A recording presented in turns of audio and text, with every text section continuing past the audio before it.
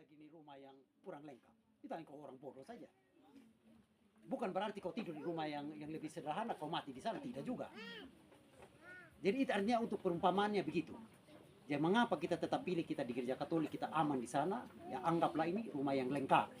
Dengan 7 sakramennya, dengan semua yang diwariskan dari para rasul, dari Petrus, dari awal abad sampai sekarang ini. Jadi orang bilang ini bukan gereja abal-abal yang baru muncul kemari. Ini yang sudah berurat akar, bahkan kopi nenek moyang belum direncanakan, dia sudah ada. Begitu. Nah, jadi itu kadang-kadang saya seringkali omong dengan keras dalam arti, bukan saya juga orang yang mengatakan kalau beriman di gereja lain tidak selamat. Tidak. Kalau Tuhan Allah juga bilang dia mau selamat, kalau dia bahkan dia lebih baik dari Romo Titus. Mungkin Romo Titus malam tidur masih berpikir buruk tentang orang. Bisa jadi ada orang lain yang Protestan, yang hidupnya lebih baik seperti saya punya mama. Saya sangat yakin 1000 kali saya punya mama hidup ribuan lebih kali baik dari saya. Dan saya sangat yakin Tuhan Allah tidak mungkin ambil saya punya mama hanya karena dia Protestan, buang di neraka. Nanti saya akan marah Tuhan Allah.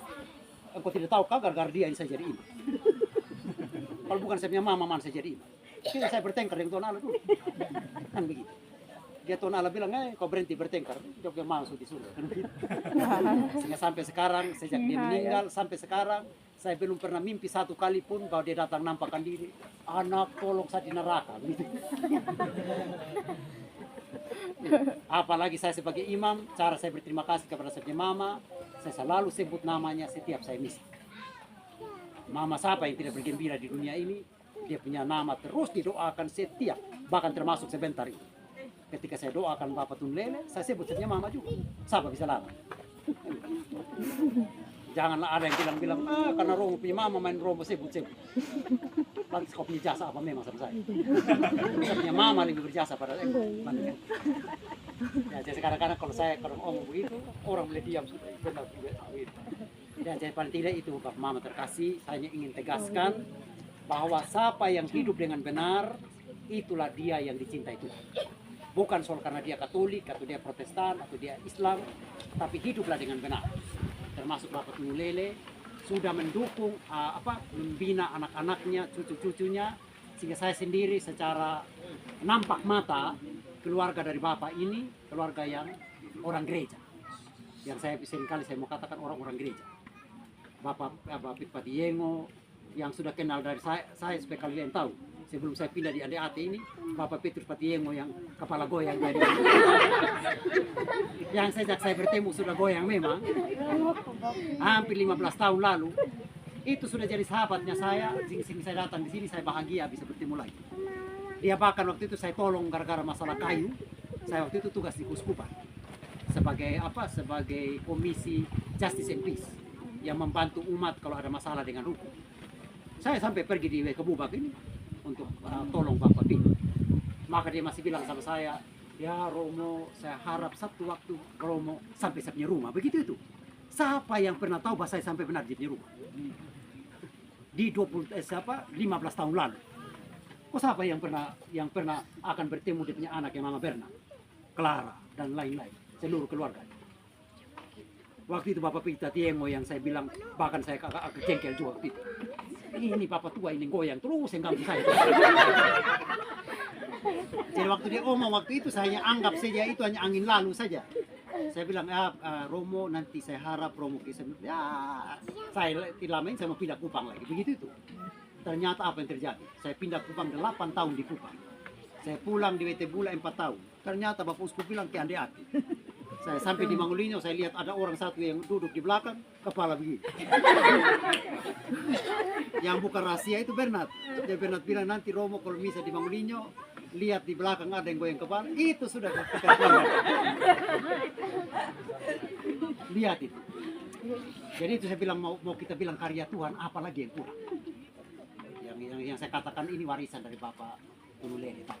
Yang berbaring walaupun tidak kenal saya sudah kenal keluarganya begitu banyak. Yang bahkan sudah kerjasama dengan mereka untuk membesarkan iman di wilayah ini, bahkan kemudian munculnya gereja Onopareta. Itu di masanya saya. Bayangkan, jadi saya rasa betul saya kalau renungkan itu saya pikir Tuhan Allah memang tidak main-main. Saya yang bertemu secara kebetulan dengan Bapak Petrus Patiengo, yang saya membayangkan itu hanya satu pertemuan biasa, Tapi hasilnya saya ada di sini, dan sekarang saya sudah bahkan misa 2 kali di kampung ini. Yang Bernard bilang belum pernah ada imam yang misa di sini. Saya misa pertama. Bayangkan sudah. Kalau sekarang mana kita bilang bapaknya Yengo atau mereka keluarga yang Bapak Tunulele ini dibuang oleh Tuhan. Nah, kalau Tuhan Allah buang ini Bapak Tuhan dari dulu, kemana ada gereja di sini sekarang? Jadi saya pikir itu rancangan Tuhan. Jadi saya pikir kita semakin menguatkan iman kita, bahwa Bapak kita yang walaupun belum sempat secara resmi dalam gereja Katolik, tapi sudah resmi di surga. Kan kita cari resmi di surga, bukan resmi di sini. Tapi resmi di sini kalau kau tidak tembus di surga itu kan tidak ada guna. Nah, biar engkau tidak resmi di dunia, tapi kau resmi di surga, itu yang kita cari. Tetapi lebih hebat lagi, resmi di sini, resmi di atas. Nah, lebih mantap lagi.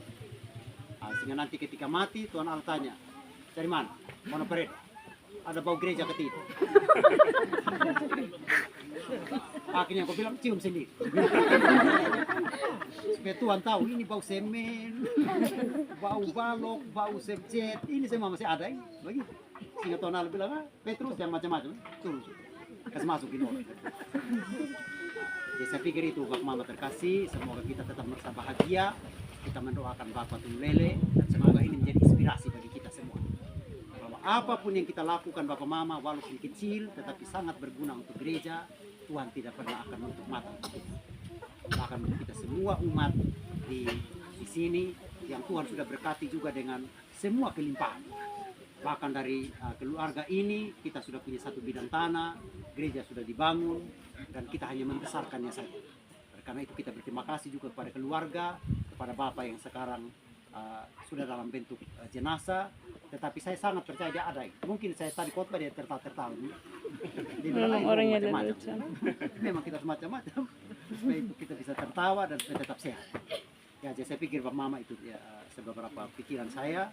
Karena itu apa yang sudah dibuat dalam bacaan pertama tadi oleh Panglima Yudas yang mendoakan orang-orang yang mati, semoga sudah mendatangkan keselamatan bagi mereka. Semoga kita semua juga yang berkumpul malam ini dengan doa-doa kita, Bapak Tunulele menjadi orang juga yang sudah bersatu dengan Tuhan. Karena apa? Karena dia sudah menempuh tadi itu jalan, bukan jalan sembarang, jalan yang benar. Dan jalan yang benar itu yang mengantar kepada kehidupan. Dan semoga kita juga sama.